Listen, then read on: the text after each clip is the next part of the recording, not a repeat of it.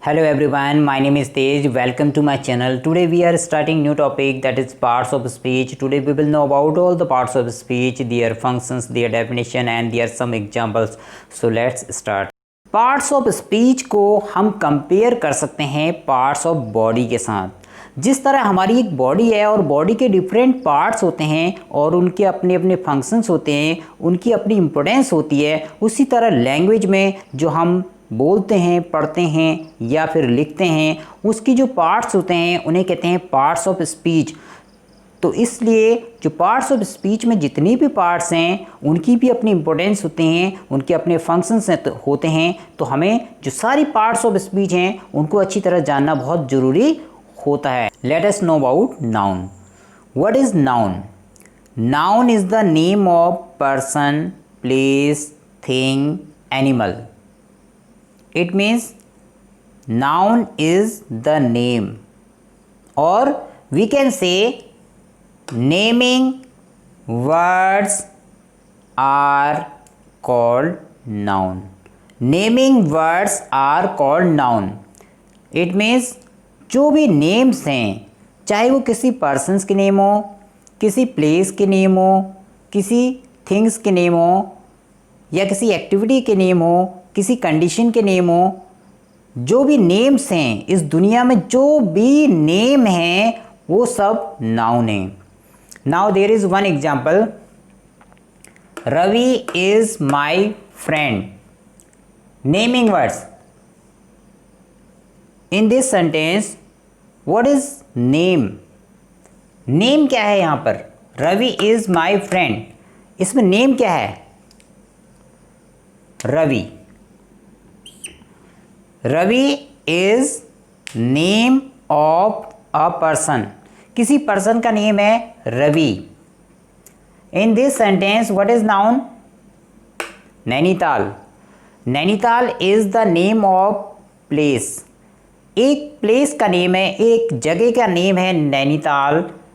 Nainital is also noun, क्योंकि नैनीताल जो है एक प्लेस का नेम है। He has a big car. Car, car is the name of a thing, किसी चीज़ का नेम है car. Car is also noun. Okay, तो noun is clear.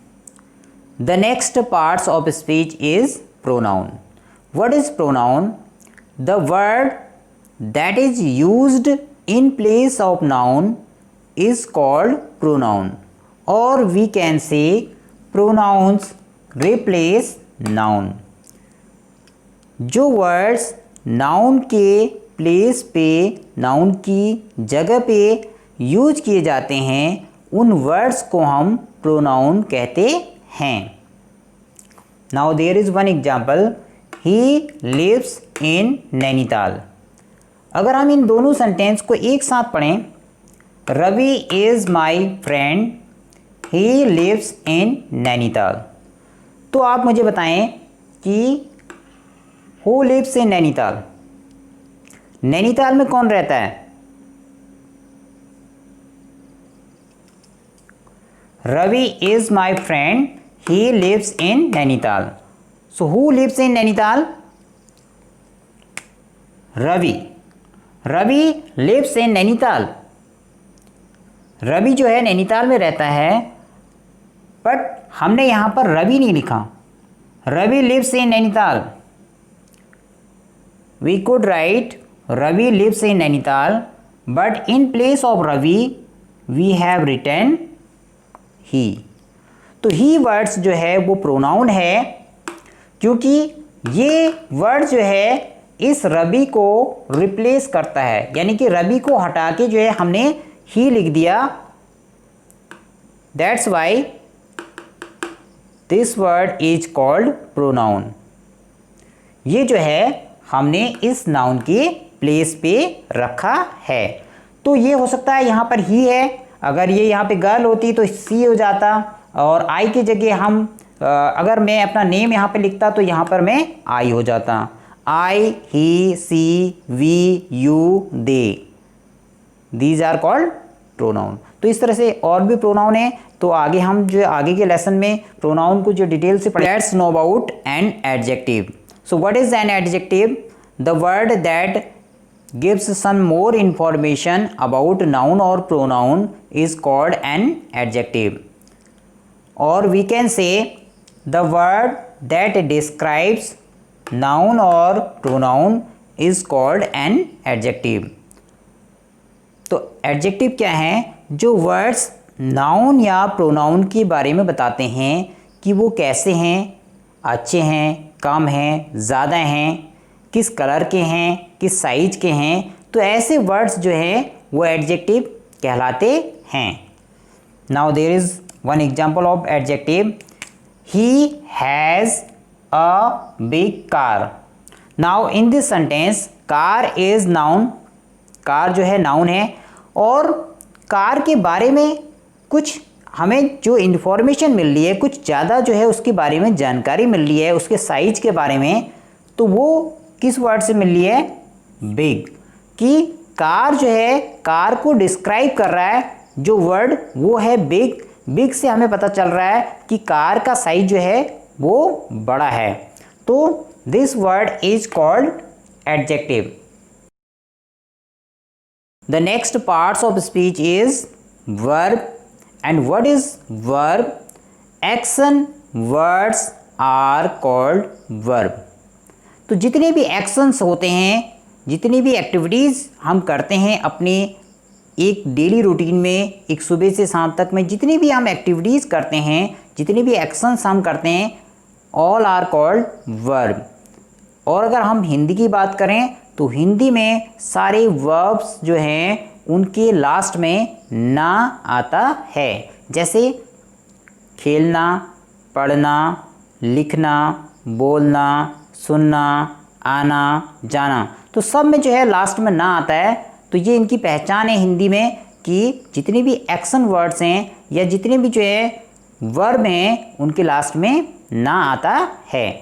Now the example, he is driving his car. He is driving his car. तो यहाँ पर जो है वो अपनी कार को ड्राइव कर रहा है।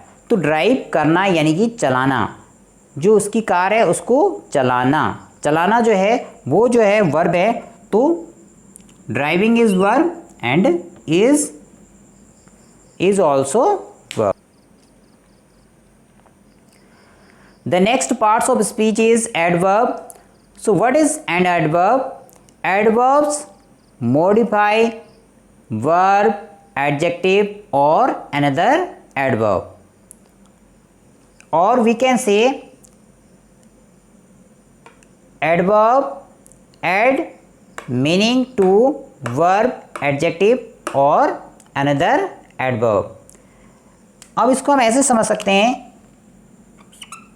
add plus verb। जो adverb है वो add और verb से मिलके बना है। अब इसको हम ऐसे समझो आप कि verb जो हमारी किसी भी सेंटेंस में वर्ब है, उस वर्ब में कोई चीज़ ऐड हो रही है कि वर्ब के बारे में हमें कुछ और ज़्यादा जो है इन्फॉर्मेशन जिस वर्ड से मिल रही है वो हमारे एडवर्ब कहलाते हैं।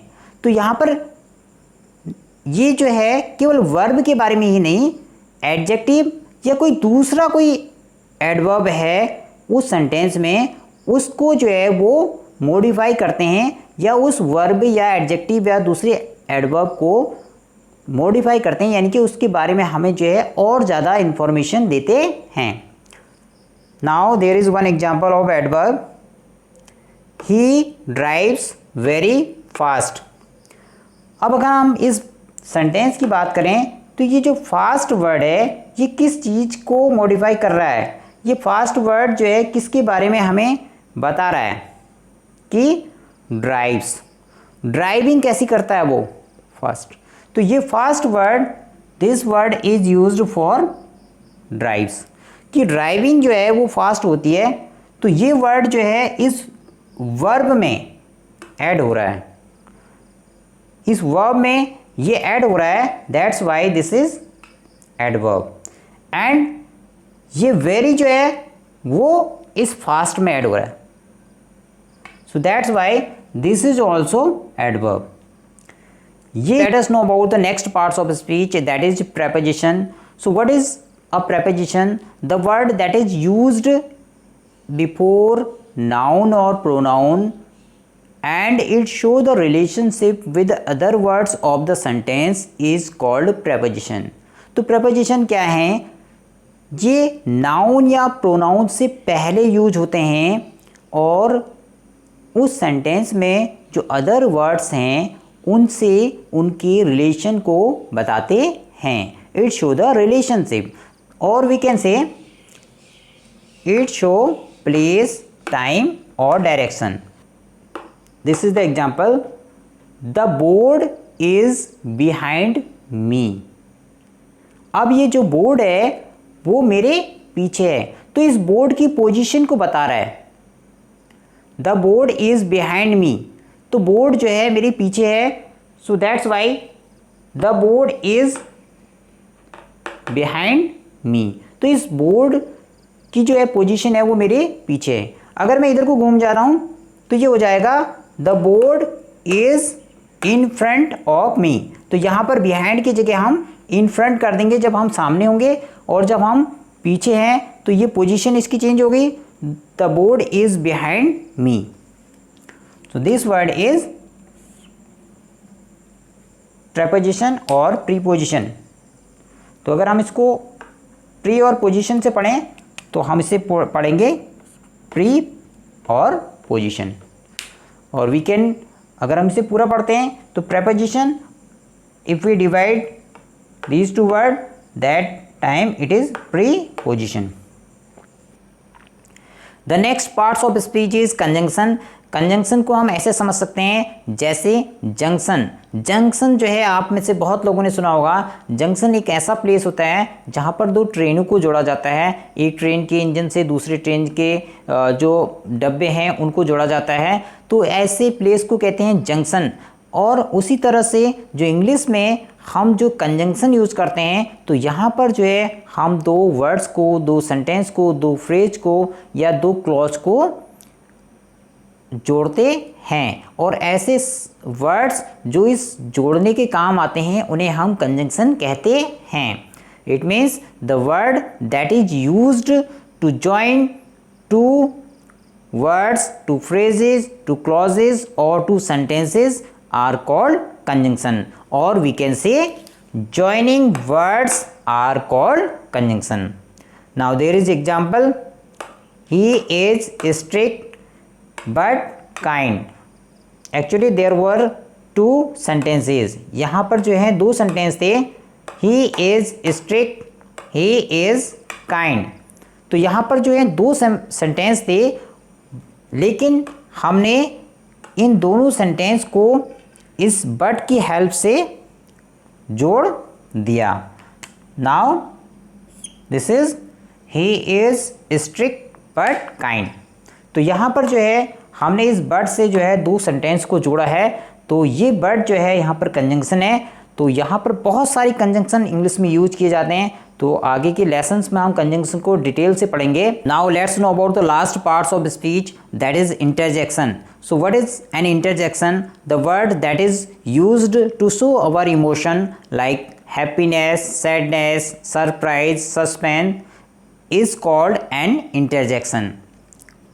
There is one example of interjection. Wow, what a beautiful car. So in this sentence, wow is an interjection. I hope you like this video. अगर ये वीडियो आपको पसंद आया तो आप इस वीडियो को लाइक ज़रूर कीजिए और इस वीडियो को अपने फ्रेंड्स के साथ शेयर कीजिए